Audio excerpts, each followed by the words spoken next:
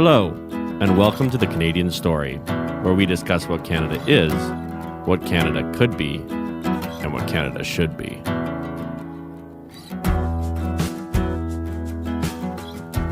Hello, everyone, and welcome to another episode of the Canadian Story. I'm very honored to have Brodie here. Brodie is one of the most successful politicos in Canada. He was Stephen Harper's chief of staff. He was actually also Andrew Scheer's chief of staff after the 2019, or right before or after the 2019 election. Just after. I worked for him.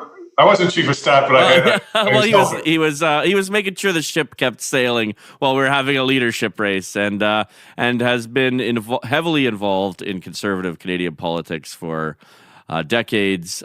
Very honored to have you on here as someone who's dedicated the last 15 years of my life to conservative politics. And I guess we'll start off like we start off almost every episode. What do you love about Canada? What I love about Canada is, it's two sides of the same coin, right? It's a country of unlimited opportunity and extraordinary freedom. And we have the extraordinary freedom because there's an almost unlimited opportunity. In fact, I'm not sure it's limited in the human sense. And we have unlimited opportunity because we have so much freedom. Where people often talk about, we have this great natural endowment of tremendous physical beauty and natural resources and all this space. And of course, that's true. It's a great advantage.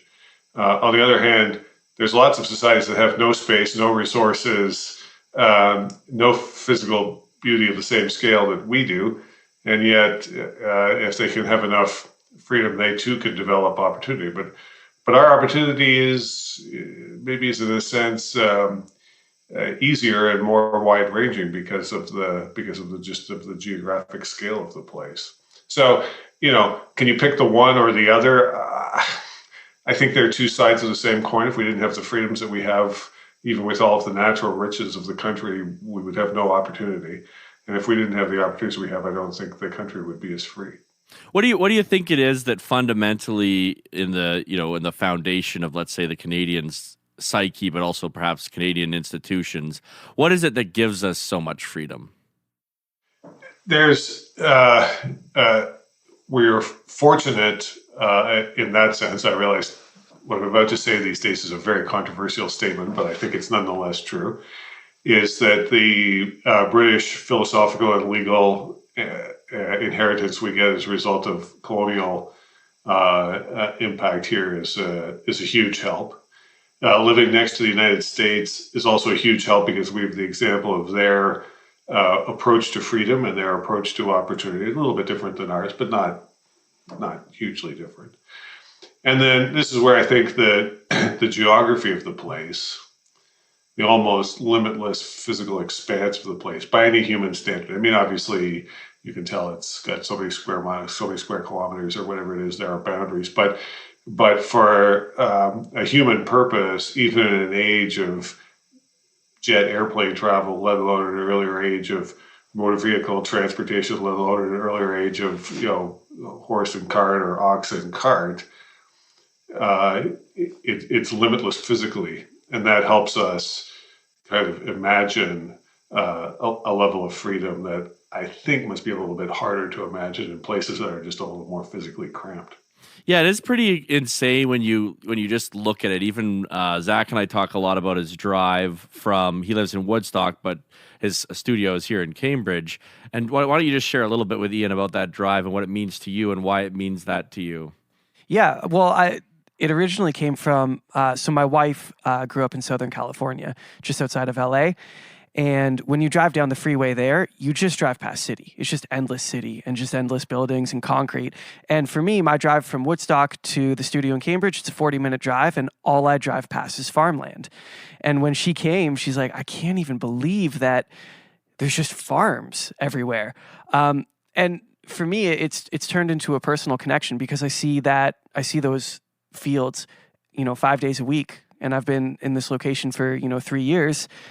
I've come to know that land, and I love that land. And I know where to, I'm a hunter, so I know where to look for the animals. I know where the turkeys hang out. I know where the deer hang out. Actually, I was just driving home earlier this week, and I saw the biggest herd of deer I've ever seen in my entire life just hanging out in one of the fields where I've seen them hanging out before. So you begin to get a personal connection with the land that you live around. Look, I mean, in an earlier stage of my life, I taught at the University of Western Ontario, so, in London, but I grew up in Toronto. So my family, when I was living in London, my family was in Toronto. My mother was quite sick for some part of that time. So, London's on the north, or so Western's on the north side of London, not on the south side of London. If you're on the south side of London, it's sort of convenient to head south and hit the 401 and then zip into Toronto. But on the north side, if I was leaving Friday during rush hour, it doesn't really make any sense to spend 45 minutes battling what London calls a rush hour to get to the 401. I got the north side, and across the north side of it's by Alberta standards, they're small mixed farms, but by Ontario standards, they're pretty big, and the country does seem pretty endless at that point. And certainly, until I would hit traffic, you'd think, geez, you could drive forever here and not run into much. And that's the heavily populated part of the country, right? If you come out here, if I drive to Regina, some time to time I have to do, or from here to Saskatoon, Highway 9 and across Kindersley and into Saskatoon, through what we call the special areas of Alberta. I mean, hardly anybody lives there anymore. Yeah. The place really is gargantuanly endless. Oh, yeah. There's enough room for everyone who wants to come here, basically. So you have a very unique work history, but I wanted to talk a little bit about what's it like to see the 4,000-foot view of a country and be intimately involved in every detail of that, but just watching it play out. How does that impact your love of your home? And what is it about that experience would you say that you took away saying, I mean, what a privilege to have that role and to get to see the country the way you did. What did you take away from that? It's funny you talk about being intimately involved in all of it. Of course, you can't be, right? So I was working for Mr. Harper. Your encounter with the rest of the country is mediated through, mostly elected representatives, not exclusively elected representatives, but people who are representatives of different parts of the country. And so mediated through people, there's 300 and whatever MPs in the House of Commons and provincial premiers or people representing different interest groups or, whatever, get them through that. And then get out to see some of the country, get out to see some of these people in their kind of natural habitat. Yep. In that kind of zoological sense. It's fantastic. This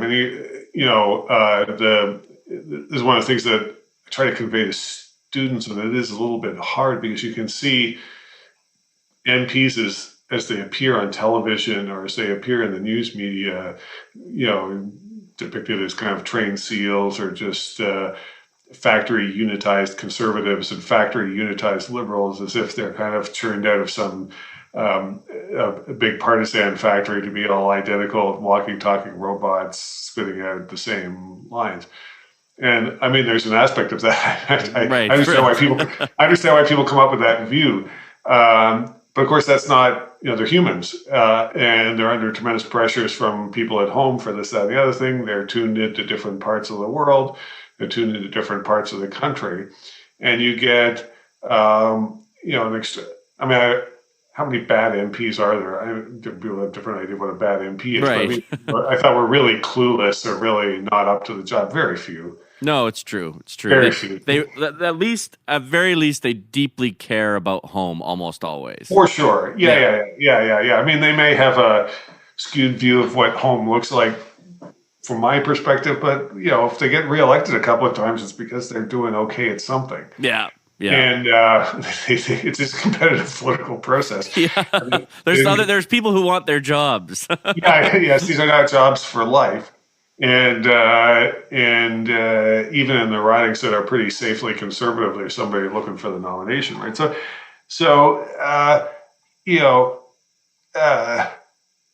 some of those people I enjoyed working with, some of them maybe I didn't enjoy working with as much. but did I respect them all that they were plugged into a local community that had particular interests?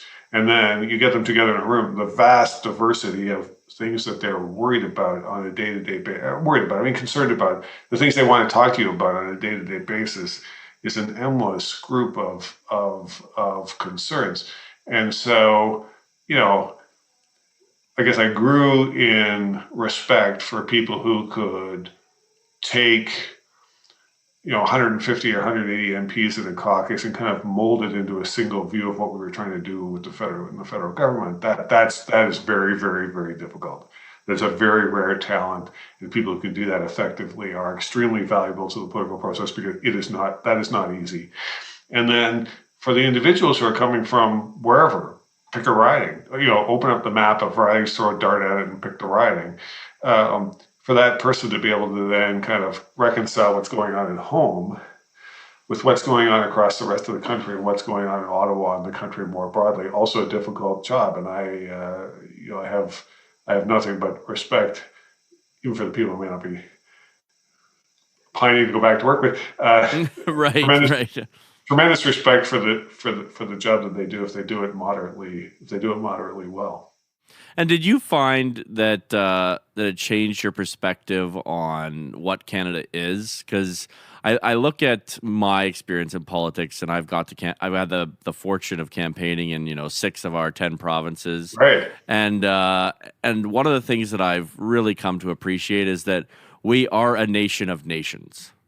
Like this is like you said, there are very different perspectives from our different places. And one of the, I recently saw some polling from a public firm about lockdown feelings in Alberta versus in Ontario. And it's like, you wouldn't even think we're the same country, right? Right. The country's big enough and has been around long enough now that the history is different in different parts of the country, aside from the cultural issues that are different in parts of Quebec and the rest of the country, most notably, but there's multiply that times hundreds.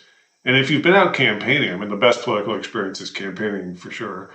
I always had a fondness for people who had done some campaign work, in terms of trying to find a place for them in government. Because if you've been out, campaigning is going out and seeing people, Canadians, where they live, doing what they do, hearing what they're worried about. Now, is that the be-all and end-all politics? There's other considerations, obviously, and you have to kind of refine that into a perspective and so forth. You can't just take an opinion poll and say, okay, here's what we're going to do. There has to be a little more thought to it than that. But if you don't have that basic grounding of dealing with people in their place of work, their place of business, their place of community where their kids are growing up, or they've got parents they're trying to take care of and so forth, I think you're really short something. And in my own personal life, my father was a chartered accountant, but in a small business, and his clients were all small business operators trying to make a living doing whatever, construction, professional services, retail, whatever. I worked with him for a couple of summers. Just a very similar experience of seeing people where they work, where they're trying to make a living, how they're trying to make their community better by offering some service that the community needs. And that's that level of grounding is, I think, first of all, it's a conservative grounding. So I think that oriented me to the conservative side of the political spectrum first. It's grounded at the Maslow's needs hierarchy at the very bottom of it, right? How am I going to survive? How are we going to feed ourselves? How are we going to clothe ourselves? How are we going to house ourselves? But in a sense, that's the very real part that people can touch. And there are other issues in politics, and I understand that. But if you can't provide an environment for success at that level for the country, which we've been, thank goodness, no smarts of mine. We inherited this from centuries ago, and I just did what I could not just screw it up too badly. Yep. That itself is not every country is so lucky. No, no. So one of the things I love about the Conservative Party of Canada and the conservative movement in Canada, as opposed to many other conservative movements, is our openness to immigration, which is something that obviously you played a big role in with Stephen Harper. And Stephen Harper was kind of the guy who set that as the ethos of Canadian conservatism. What do you think it is about Canada that makes our right wing more open to that than other places? I think it helps that, and certainly I want to be a little bit careful about how we construe Harper's approach to this, because Harper was for, open but regulated immigration. Yes. So we're happy to have people, but we're going to have a gate that we let people through rather than just come on over. Yeah, and I agree. That's 100% what we should be doing. That's a big distinction, right? That's partly how you keep public support for it, not just conservative support for it, but public support for it. Is yes, we're going to have an open door here, but there's going to be a door, and we're going to pick and choose who comes through that door. But also, I think a recognition Harper understood, whereas maybe some other conservative leaders don't in other parts of the world. In an immigrant society like Canada's, where, with the exception of Indigenous people, everybody else has got a family that came here at some point, and even Indigenous people moved around. The decision to move here is itself a courageous, hopeful, balanced decision. People looking for opportunity, or they're trying to escape oppression, religious oppression most commonly, or ethnic oppression. They're trying to escape the kind of vicious ethnic politics that gets, identity politics that gets played out in other countries without strong civic institutions. We have to be careful about that at home. And so I think he understood that, people are doing that. They're coming here, they're going to start a business, or they're trying to find a job, or they're trying to provide for a family. They don't, they want to be left alone to worship whatever religion, they're bringing with them, which is fine. We're lucky that for the most part in our country, we're not too worried about that. And so, whereas in other parts of the world, they look at a big round of immigration as a threat to the conservative nature of the country. I think Harper was quite clear about, no, this is not a threat to the conservative way of the country. This is an opportunity to harness, if we as conservatives can, look past the kind of language barrier, the color of people's skins or whatever, which we should anyway.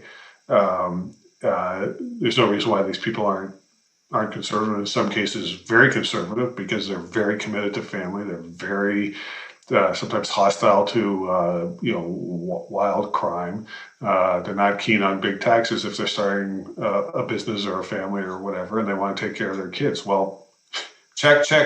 Yeah. That sounds like a pretty These good. are our people. That sounds like a pretty good part of the conservative base to me. And I think Harper was clear about making that case, not just as a practical political matter, which is one thing, but as a principled kind of elevation of conservatism. And he would make that case to conservative leaders around the world, is that you don't have to have a closed kind of closed club view of conservatism. That conservatism can be elevated past that into something that's a better form of itself. Yeah. Oh, on that note, what would you say, like, because you are a conservative, you've been involved with the party your whole adult life, or the iterations of it. What do you think what is conservatism to you? Well, I think first and foremost, conservatism is a skepticism about the vast social engineering experiments of the progressive left. And if you take a look at the rise of conservatism post-war in the United States, for sure, it starts at that point. Now, there's other pieces to it. There's a market piece to it, that the free market and free exchange based on property rights and so forth is a civilized way of doing business and civilizes people. Yes, that's true. That institutions and established institutions around the rule of law and of the community are themselves not just, an efficient way to live, but in effect, an elevated way to live, which is also true. But I think that kind of 20th century conservatism comes out of a reaction against, or a worry about, the excesses of the early kind of Woodrow Wilson era progressivism, and we had our own corresponding pieces here in Canada. And then you get a sort of a second wave of American liberalism in the United States around the New Society, which is plainly destructive of all sorts of both institutions and mores of society, and has an influence on crime and the economy and the moral way of life.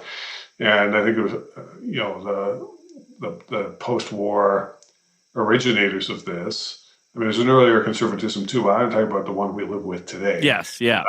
It has an inheritance from that too, but what gives it its kind of motive force forward is that kind of big, large-scale, government-driven social reform of a small class of intellectuals with some kind of, I won't call it a textbook idea, but some kind of impractical idea in their head is not just damaging but dangerous, and we have to be careful about that. And that's where Brett Buckley's famous phrase, sitting athwart history yelling stop. I mean, built into that is both this idea of history, and that history has a direction, which I don't think is a conservative idea. Right. No, I agree. I don't think so at all. And then the yelling stop bit, which is he's yelling stop. I mean, when progressives hear that, they think you're just trying to impede the natural course of history and you're anti-progress and blah, blah, blah, blah. No, I mean, that's part of it. Of course, that's a superficial interpretation of it. But you want a deeper read of that, which is that history doesn't work that way because humans don't work that way. And you're working with human nature, which is fallen if you're from a religious tradition, or bounded if you're from sort of rationalistic tradition. So in mind, these are not exactly the same, but they have some similarities to it. And that we have to work within the boundaries of what humans are capable of doing. So I love that, because I think we have definitely entered, the Nietzschean God is dead and we've murdered him moment, right? Where man's search for meaning has reached a fevered pitch because they're just flinging out whatever possible meaning they can find and trying to use it as the battle cry of a group because people are lost. What do you think conservatism has to offer in terms of meaning? Well, so this is your standard question about what can or could be. Right? Yes, exactly. I think what we're going to see, and I'm quite worried about this, coming after the Trump's loss and then Trump's reaction to his loss, but more so developments on the progressive, what you call woke American left, right? Is that this to me is a post-religious movement, whereas in an earlier age. Christians might have recognized the fallen nature of humanity and the need for salvation, and we have a particular concept of what that looks like. But that a general construct of the fallen nature of humanity and the need for some kind of grace of God and salvation.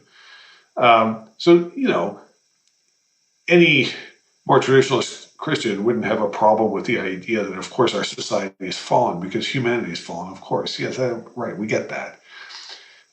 But that's a comprehensive theology.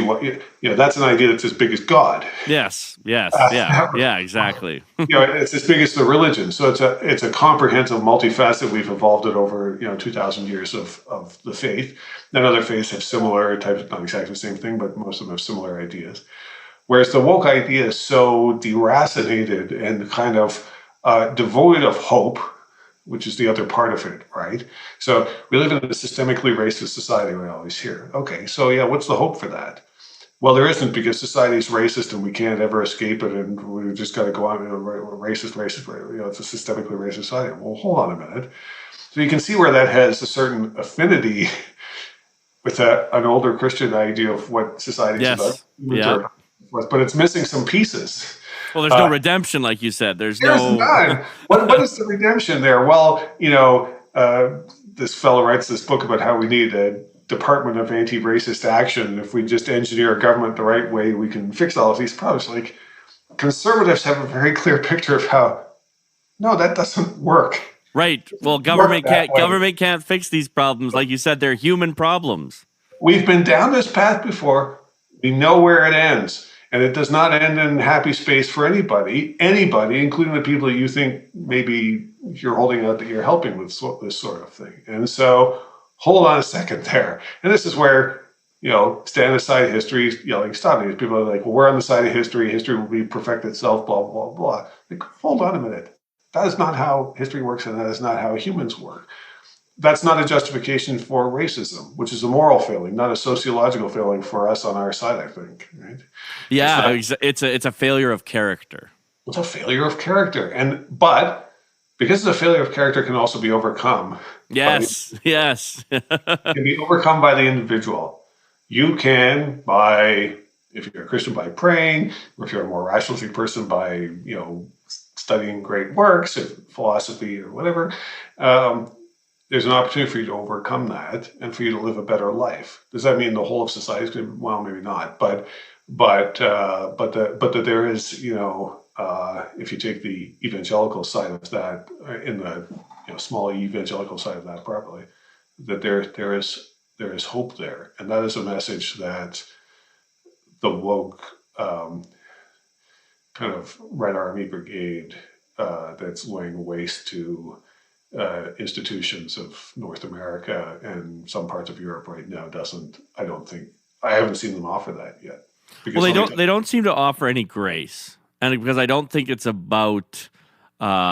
I think it's about power, and I mean they would say that the power is the defining characteristic of humanity. And I mean that's why we can call them Reds, because this is fundamentally Marx his great lie. I would argue that life is about power, and people will like, of course life is about power. Look at it. Well, it's like life is about what you decide to say it's about, right? And it isn't.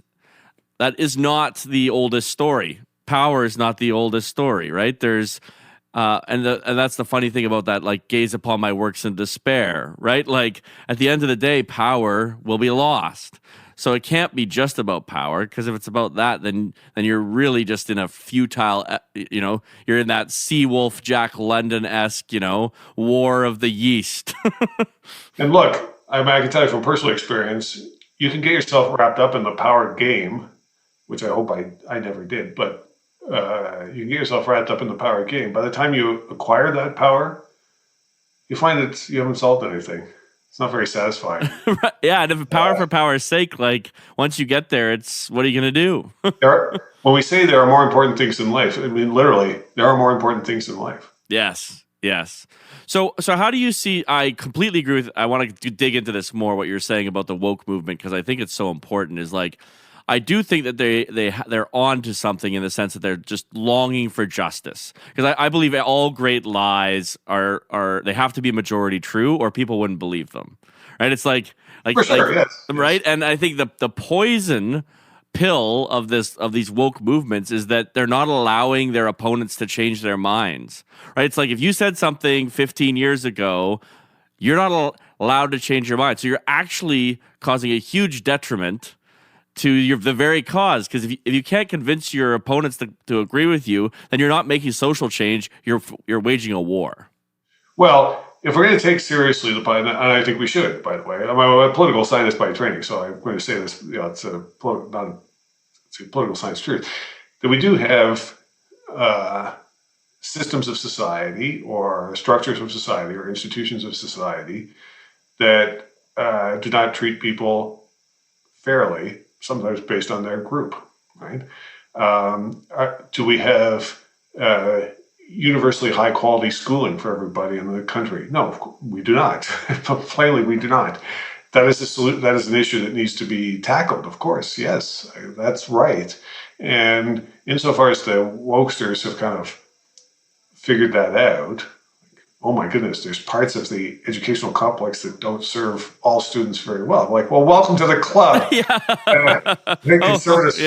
Conservatives might have figured that out generations ago. Yeah. And we've only been working for 70 years or 80 years on that problem. And we've tried some things out which you might want to take a look at. And I don't want to turn it into a partisan conversation, but maybe some issues around. Maybe there's some issues around, the administration of the public schools and the role of unions and professionalization and curriculumization and so forth that contributes to all that. You want to think seriously about, or I think there's a good conservative tradition. I'm not part of it. I've never done any work in it, but there's a good conservative tradition of academic research about policing, justice reform, asset forfeiture as a current issue, and sentencing reform as a current issue. But there's an older tradition of that. Again, I haven't been part of it. When Giuliani and others, James Q. Wilson originally, were working on policing reforms of the 1970s and 1980s, it was most assuredly not in the pursuit of some concept of white supremacy, right? It was based on the idea that breakdown of civic order in cities primarily hurts the people at the bottom end of the pyramid the worst, or the most severely, and then we can't let that go on. And Giuliani himself has a personal story to tell about climbing his way out of where he started from in his life to become mayor of New York, and then about challenging the institutions of the police and of the correction system and of the justice system to deal seriously with the downside of street disorder on the least advantaged neighborhoods in the city of New York, and then of course this spread into other cities. Again, that was not some kind of let's reproduce white supremacy idea. Now, was there problems created by it? For sure, yes. Good point, yes. And I think, as I say, to the wokesters who just figured this out, welcome to the club. We've been working on this for a while. We're waiting for you. We're waiting for you to figure this out. Schooling, policing, some other institutions tend to sometimes trap people and cut off opportunities that they should have, to go back to our original conversation.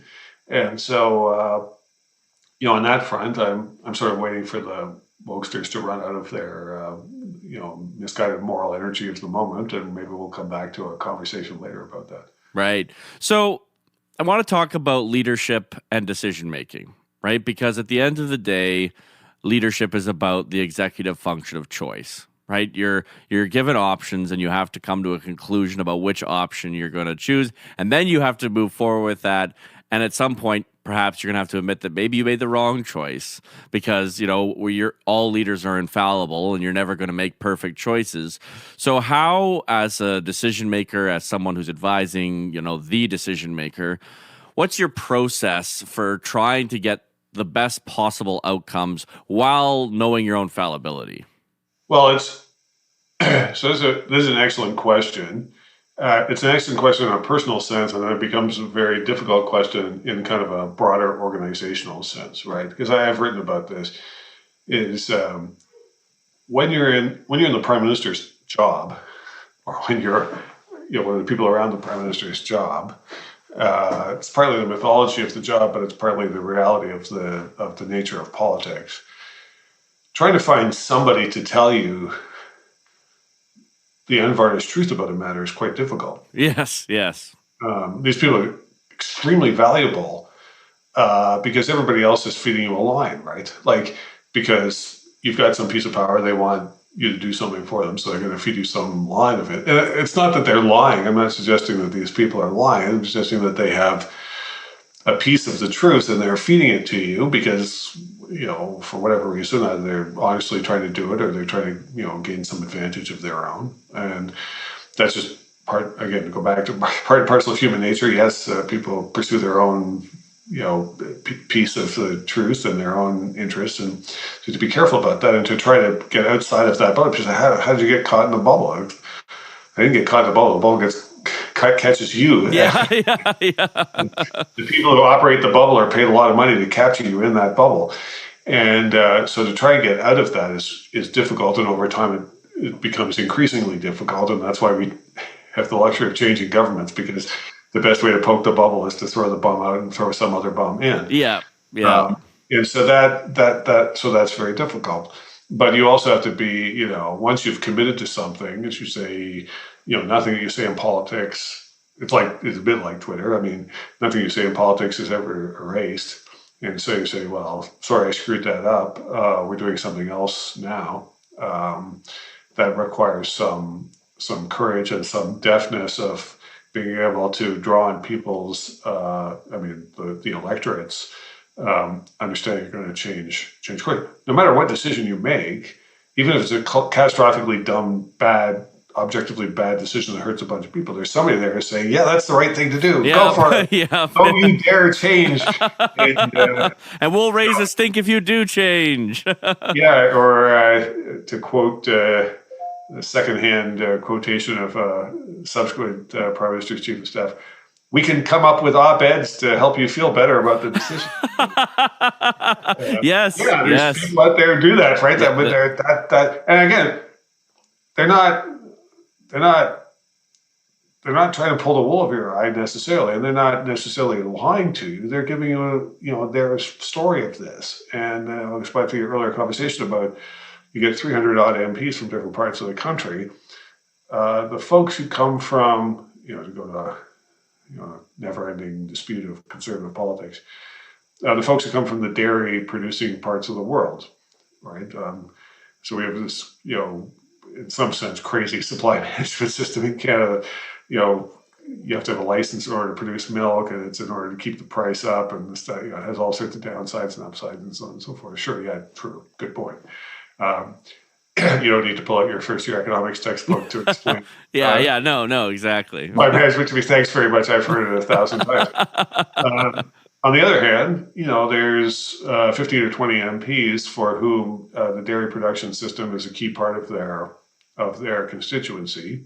It may be a relatively small number of dairy farmers, but it's the origin of the economy in their part of the world, and they see it in a different way.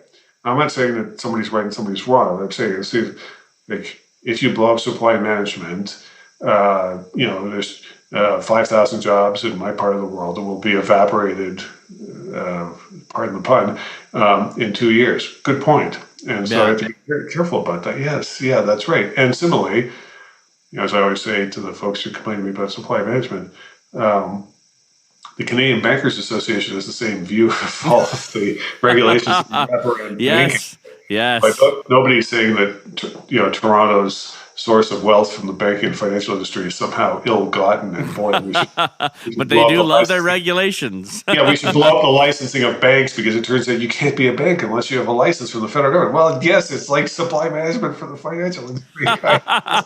True. It's not the same, but anyway, yes.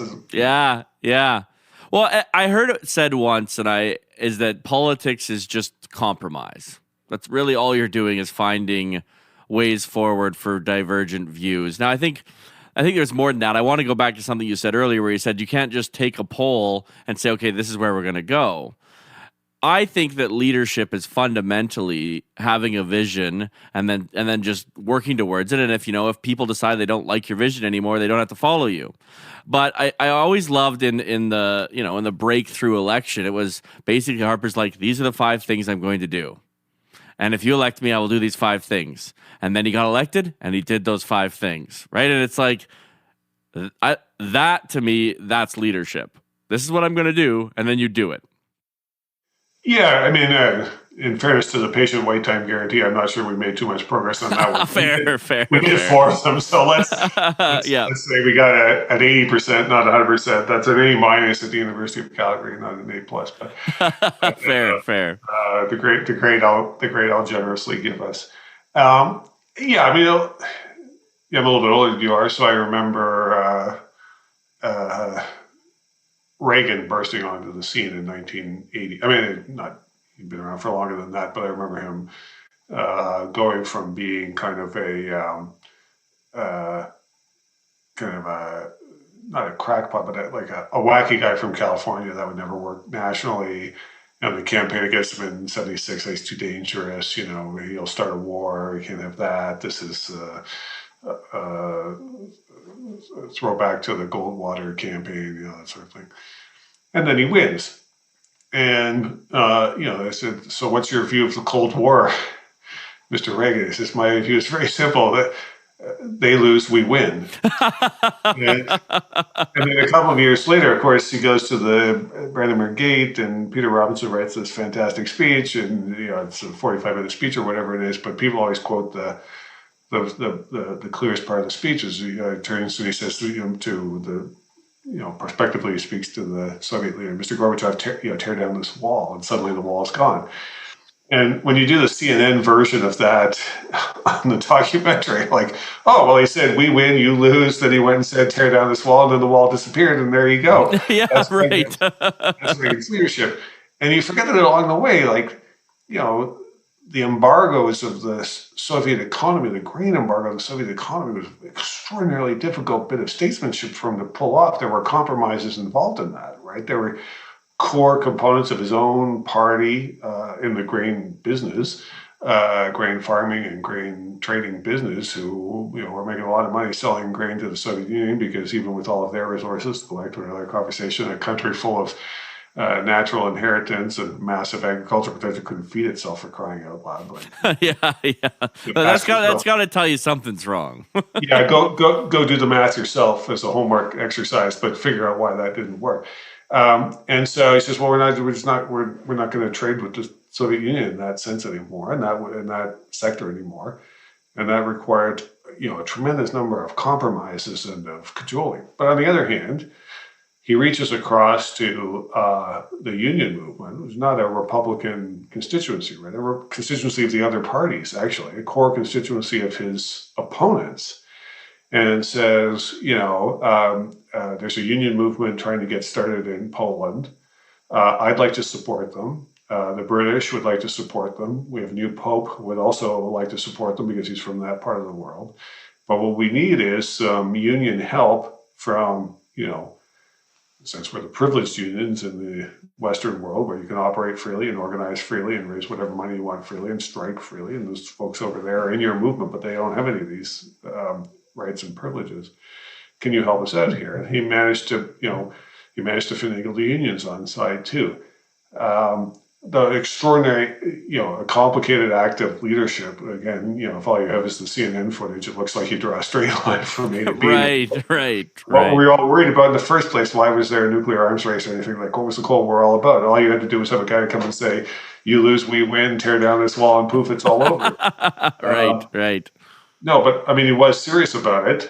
He was serious about making sure there was change on the other side of the Iron Curtain. 75th anniversary this week, I guess, of the Iron Curtain speech, and then he went about doing it in a very bloody-minded way. But he made lots of compromises along the way. So he had an objective in mind, and then I think a very gritty, real-world understanding of what it would take to get from A to B, and a willingness to reach out to people you might not otherwise be naturally allied with. I mean, obviously Reagan had been a union man earlier on in his life when he was an actor, but that's not quite the same thing as the steelworker. No, not quite. The same thing as the and but he understood the union movement, the labor movement.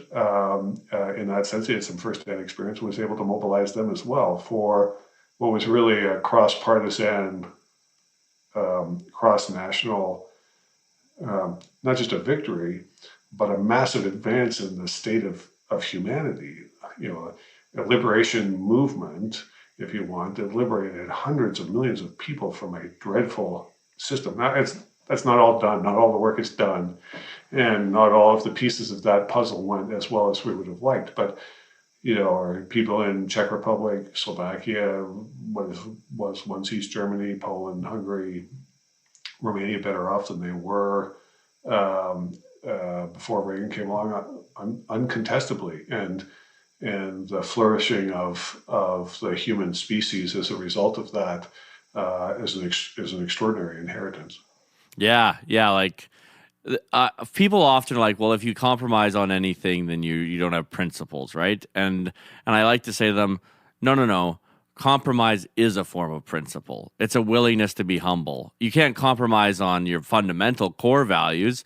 And this goes back to kind of what's happening right now, right? We have a government who's silent on China, so they're compromising on what I would argue is a core value. And I guess that's the argument, right? Well, this is some of the argument I try to make to students and to colleagues. at the university. Of course, not only is compromise, we have parliamentary debate in my class. Why do we have parliamentary debate? Well, of course, it's a useful teaching technique. Students, learn some things from that, and they invest themselves in the debate and so on and so forth. True, all of that's true, and I can put that in my annual performance report. I've met But the real purpose of that is akin to compromise. Free speech and free debate is a recognition of our fundamental political equality. I speak my mind. Why do I get to do that? Or why don't you have to agree with me? Because we're politically equal. And politically equal means if I want to persuade you, I have to use some persuasive powers, not just beat you over the head with a baseball bat or something.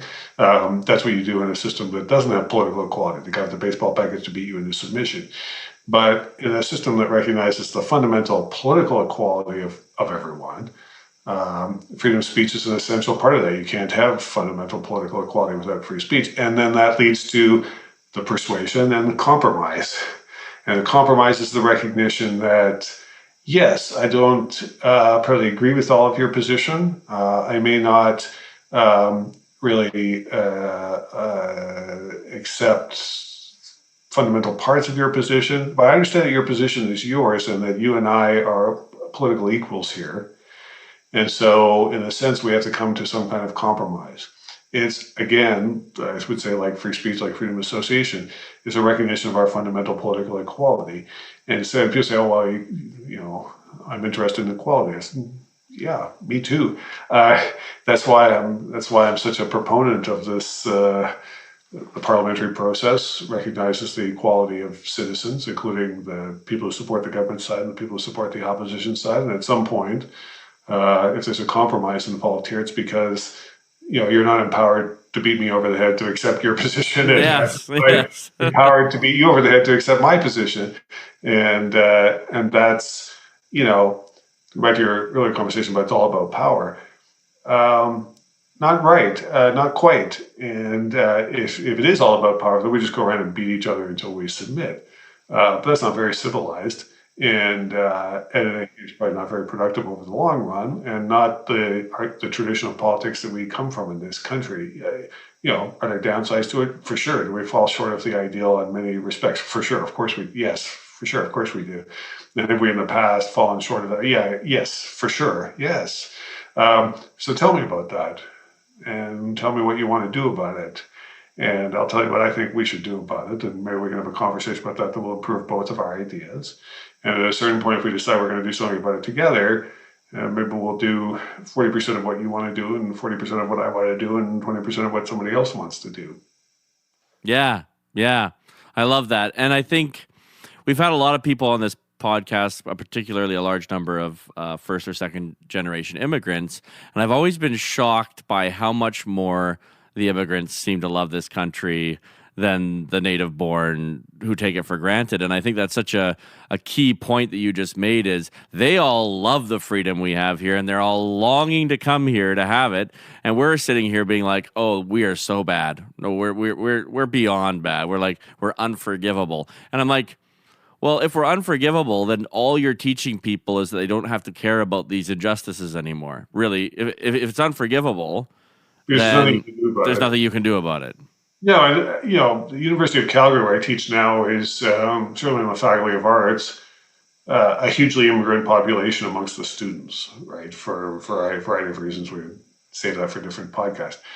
But I have lots of students who either were born elsewhere or they were born here, but their parents came just before they were born from someplace else. And so we get all sorts of stories about what was that about? And they come to take Canadian politics for lots of different reasons. In some cases, because they're in a program where it's required, but in some cases, they're just curious, which is fine too. Also, a good reason to take the course. Yep. I think how many of them would tell me, well, my parents left this society, or I left this society with my parents because somebody of my religion or somebody of my race was going to be treated differently, meaning worse, because some other religious group or racial group had the power in the society. How do you stop that from happening in Canada? I said it is a constant generational struggle to make sure that we don't fall into that trap. Yeah. And, okay, but there's some kind of institutional guarantee. I said, no, we can build institutions that make that hard. and that try to teach people either overtly through education or through the absorption of parliamentary institutions that the party competition system and so on and so forth, that's the way we do it here, and that's a good way to do it. But as a useful reminder to me, for sure, and sometimes to other students, you came here from a country where there's a racial or religious caste system. Very few people want to live in those countries, including the people who are supposed to be the beneficiaries of the caste system, right? Given an opportunity, would they rather live there or rather live here? Come on, of course, very few want to live there, and they want to live here. Well, we have, it's richer. Yeah, it's richer for a reason. Yeah, exactly. It didn't just it's this idea of, and I agree with the idea of privilege in the sense that to whom much is given, much is expected, right? For sure. That's utterly true. But it didn't just happen. It wasn't just like, oh, you guys got lucky in Canada and everywhere else is unlucky. No. We built this way on purpose. But the extraordinary ambition of foreseeing, you think about 1864 at the Charlottetown Conference and 1865 at the Quebec Conference, where they're putting this together, right? I mean, there are people from what becomes Quebec, what becomes Ontario, what is Nova Scotia, New Brunswick, Prince Edward Island. PI didn't come along at the beginning. But the document that they drafted, the British North America Constitution of 1867, explicitly incorporates what if British Columbia wants to join, or what's going to become. Would we acquire the Northwest Territories, and what kind of arrangements would we be able to offer that for Prince Edward Island? Newfoundland was a different situation, but they're thinking ahead to this. I mean, for these guys who are running, this is an era with no motor vehicles, right? No, I mean, they had no typewriter. Do they even have typewriters? I don't think so. No, like a half-assed railway. Like we wouldn't consider that to be a railway today. I mean, they had right. But no airplanes. And so, have these people seen British Columbia? No. Had they seen most of the Northwest Territories? No. Manitoba? No. But they had an idea of what was out there. They had an idea of what was possible together. They had an idea of what arrangements would we need to provide for today in order to make that possible. And I think they had, as far as I can tell from the debates, they had an idea of the greatness of opportunity that would permit. And that was worth all of the heartache of, Nova Scotia wasn't happy about this aspect of Confederation, New Brunswick wasn't happy about this, and, Quebec needs this, and okay, yes, we need all of that. Yes, we're going to handle it. We're going to take care of all of that and all of the headache and problems of that, and we're going to travel around in order to put this together. Why? Because the final objective here is a level of opportunity for our people and for people we haven't encountered from countries we can't even think about because they're not countries yet. They're just that are going to come here, and they knew there were First Nations that needed to be dealt with fairly. Obviously, they were aware of that. Did that go the way that we would like it to have gone today? Not all of it did. Some of it did, but not all of it. Okay, right. So we have to go back and fix that. Right. Okay, got it. But they understood the level of opportunity that was involved, and the opportunity for people they would never meet and never maybe even be able to imagine their circumstances in the future. That's an astounding inheritance. And before we go rip down the statue of Sir John A. Macdonald or, diss the Hector Louis Langevin is building in Ottawa because, he's involved in this thing, that thing, or some other thing. Yeah, okay. But the reason why we have all of these monuments to people is because put yourself in their shoes and think about what they were up to. An extraordinary accomplishment for which we are unendingly lucky, the least of us. Not to mention I've been extraordinarily lucky in the country, so I'm not talking about that. The least of us are extraordinarily lucky to live in that. And for the folks like me who have done very well enough, I can't calculate the gratitude. Yeah, I love that.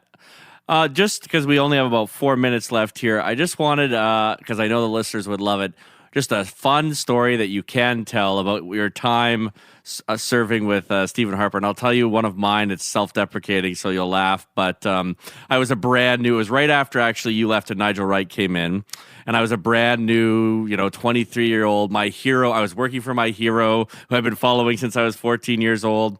And I wrote this memo for a oil and gas roundtable that we were doing. And I didn't know what ultramar was because I was an Alberta boy.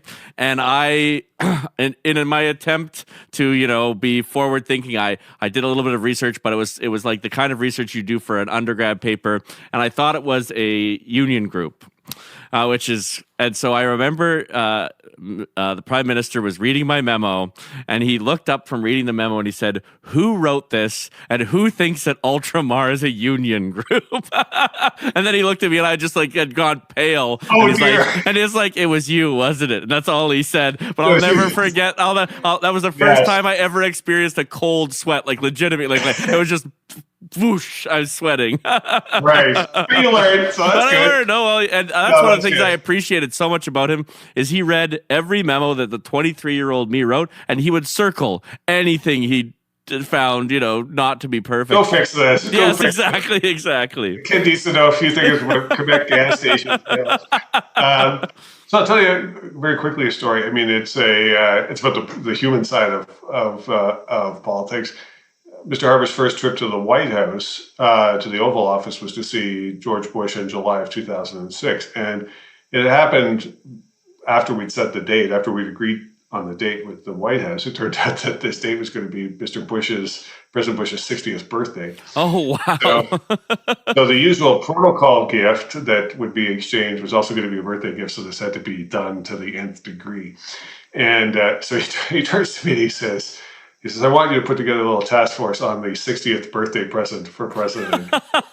You're like, "Oh, this is what I did this job for, right?" Right, yeah, this is what... So we had a little discussion group, and we're running out of time. I'll cut the story a little bit short, but we should get him a mountain bike because he really likes to mountain bike. And there's this company in Vancouver that does mountain bikes. Dave Penner, who was my appointments director, came up with this idea. Phoned over. No, he says, "Sorry, Paul Martin gave him one of those mountain bikes." There's a company outside of Ottawa that creates maple wood baseball bats, and he owned a baseball team. Okay, let's come back. Mr. Kretzer gave him one of those baseball bats. Oh no! And so I come back, and Penner's looking at the calendar, and he says, "Do you know what date that is?" And I said, "Yeah, I think it's that we're there the 5th of July." He says, "Yeah, it's a sneak a peek at the Calgary Stampede. It's the night before the Calgary Stampede parade." And I said, "Yeah, because we got to hightail it out of there so the Prime Minister can be in the parade the next day." Right. And he says, "You should get one of those Stampede belt buckles. They got a limited edition belt buckle every year." And that's perfect. So we made some arrangements, which I won't go into here because we'll implicate too many people in the process of getting the belt buckle, but that was not easy. So we get to the reception and the lunch. The press conference is before the lunch, and Bob Fife from CTV at the time stands up and says, "I hear the birthday present's going to be a good one. What do you think?" Like, who told him what the birthday present? The birthday present's not exchanged until lunch. Right. We get to lunch, and Bush comes in and he says, "Where's this birthday present?" And they got the box with the belt buckle sitting in the middle of his salad plate for the lunch.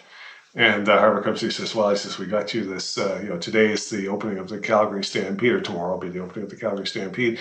And so we got the limited edition 2006 sterling silver Stampede belt buckle. And Bush opens it up and he looks and he says, "This is a nice belt buckle. Nice belt buckle." Yeah. So he takes off his own belt, snaps off the belt buckle, and puts on the Stampede belt buckle. And he says, "I heard the Calgary Stampede. Is it true that that's bigger than Cheyenne Days?" And Harper says, "Yes, the Calgary Stampede is the biggest rodeo on the planet." Yeah. And much bigger than Cheyenne Days. He says, "Well, I've been to Cheyenne Days. If it's bigger than that, it must be a pretty good party." And he looks at the belt and he says, Cheney's going to be so jealous. I love it. I love it. Those are the moments. Those are the moments that I just loved. Like that, I would often. This is the untold part of politics, but like when you get to sit around these people and you get to see them as humans, those are the stories that staffers tell one another, right? Like those are the moments that we talk about. Yeah. Yes. Bush did say he was out here for. Never came to the Stampede, but he was out for the G8 summit. Mr. Barnes' G8 summit was at Kananaskis. And he did say he regretted that as he looked out the window of the summit hotel, there's a pretty darn nice golf course there. He said, I would like to have run a round of golf. Of course, the golf course, unfortunately, has been destroyed by the flood. Yes. He never got a chance to golf. Golf Kananaskis country. But we did invite. He says, anytime you want to come, you get up here. You can arrange a round of golf at the Kananaskis golf course. Yeah. Oh, that's awesome. Well, thank you so much for coming on. Thanks Zach for having me. Really appreciate it. I'm sure we'll have you on again. And just thanks for sharing your wisdom and experience with our listeners so that they can kind of get a picture into the humanity of even some of Canada's, most powerful people.